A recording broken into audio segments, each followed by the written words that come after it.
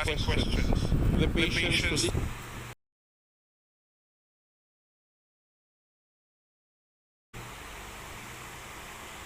And can we invite that person as well? And for us to find out why she, babae ba siya? Oh ma'am, andito po pala kayo.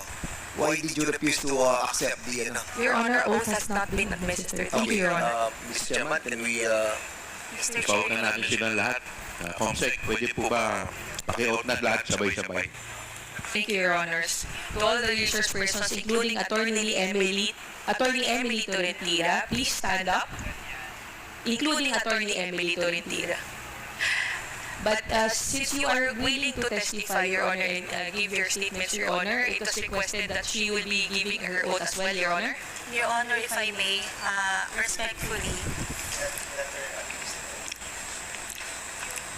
Please administer the oath first. Please raise your right hand.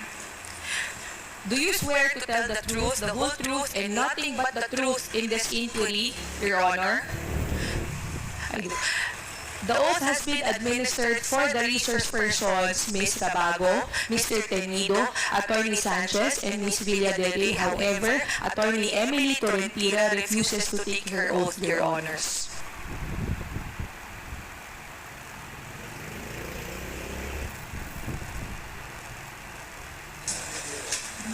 Mr. Chairman, I'm just wondering why attorney, what's the name of that that person? Attorney Emily Emily Torrentira, you Your want to Honor. raise her hand for the oath taking. Can we ask her why she refuses to take her oath? may I, Mr. Chair? You can all sit down, ma'am. Upo na po. Thank you. Bakit daw po ayaw ninyo mag-take ng oath? No, Your Honor, I am not refusing to take the oath. Prior to being asked to take the oath, I was trying to explain, Your Honor, that I am not a cited resource person.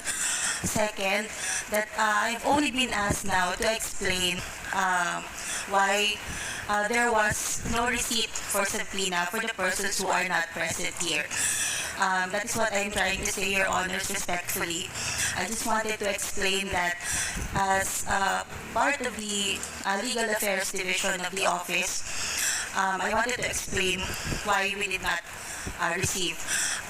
In accordance with the recent aid of legislation, wherein the rules of court suppletorily applies, Rule 14 in relation to Rule 21 of the Rules of Court, Your Honors, personal service must be made to resource persons who are being issued subpoena. With that, Your Honor, they being not present in the office at that time, no person can receive on their behalf, and that hence there will be no proper service. Respectfully, Your Honors.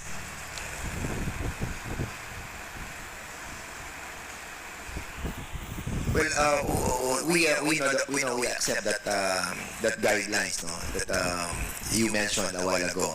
But we all know that this is an aid of legislation, and the reason why we are trying to course this invitation to the office of the president, we discussed it lengthily already, and the testimony of Attorney Lopez is so important to us, and also si Pacarda, and Chairman, with this kind of explanation that being manifested by Ati Tolentino, as much as we accept that that premise of her, but somehow we are all guided with moral decency, no? That somehow, sana naman, umatin naman po sila dito, kahit na sabihin po natin that, nga po, ito po yung sinasabi nung inyong minention a while ago. But I think, somehow, sa akin, personally, that is not accepted. And, isang tanong lang, attorney. Have somebody told you not to accept all those invitations? No, Your Honor. It was a... So it's in accordance with the rules, Your So it's Honor. your own position. We will recognize you later because hindi po kayo nag-take ng oath. Okay na po. Chairman. They've already said your piece. Thank you, Your Honor.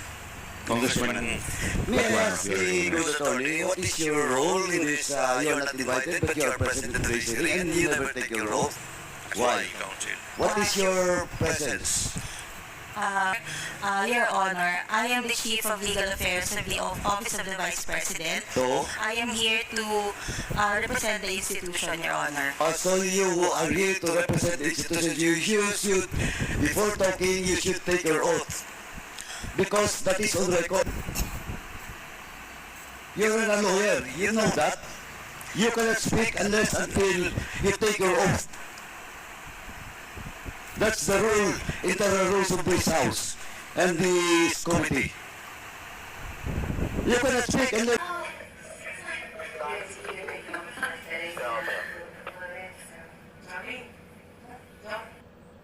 You take your oath, or else I will move to excuse you. In this room. Your Honor, if I may, Mr. Chair. Point of order, Mr. Chair. What is your point of order? Yeah, I take the position of Congressman Paduano. I really don't know why she's here. Has she forwarded any explanation written as to her attendance?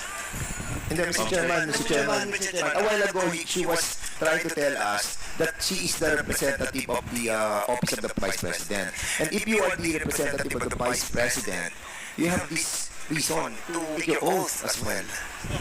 Yeah, but other than that, Mr. Chair, before we can even proceed to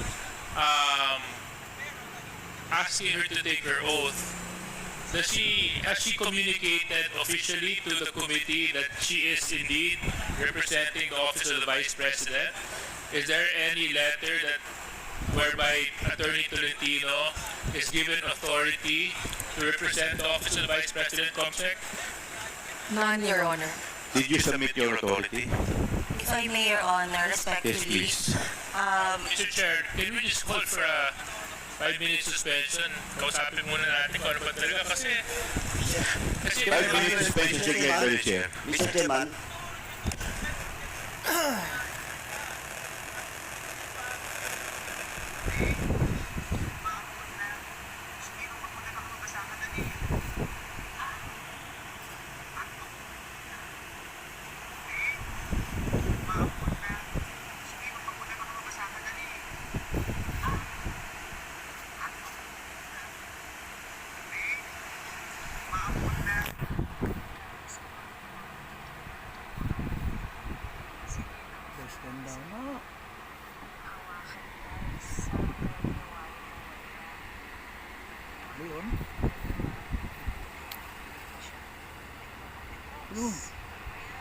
kunin mo, ba't gawa namin Leon?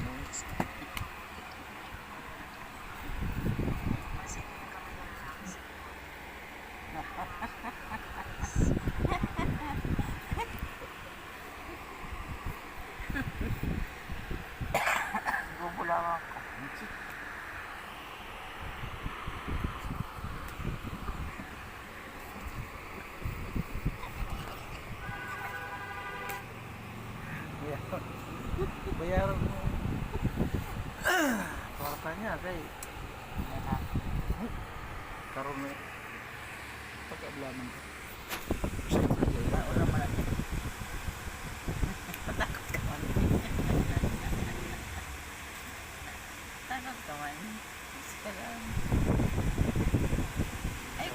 Sa pagka dapat paro pa mo. Sa mga pera mo, yung panggasto. Kasi kung buta rin ng pera, ano yung supply na o? Yung paglayan ng doha. Ay, tama lang yan. Ay, for bayad ng wifi. Hindi ko dun sa ano, wala ko pagbinta pa, alak. Hindi ko alam guys.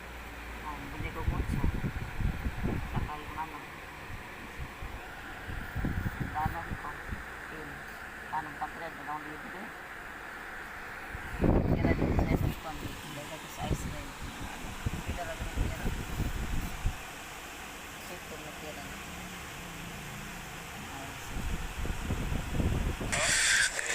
Committee hearing resumes.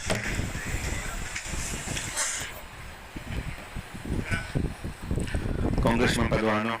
Thank you, Chairman. Anyway, Mr. Chairman, first and foremost, since the good lawyer has no written authority coming from the Vice President. Second is that she never take her oath. So, Mr. Chairman, first, I move that we strike out all the statement being made by the good attorney. Seconded. There's a motion raised by Congressman Paduano, duly seconded. Is there any objection? Hearing none, the motion is carried. And second, Mr. Chairman, I move that we excuse the good lady attorney in this room and to request the SAA to escort the good attorney outside of this room. So move, Mr. Chairman. Seconded. There's a motion to excuse the good attorney from this room, which is duly seconded. Is there any objection? Hearing none, the motion is carried. Mr. Chair, if I may respectfully You're not, you're out of order. You're not right.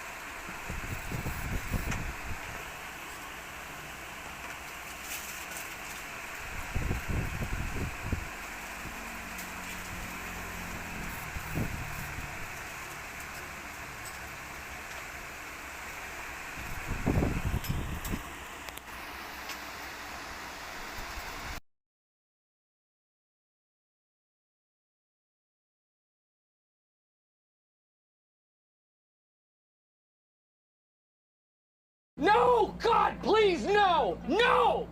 No! No!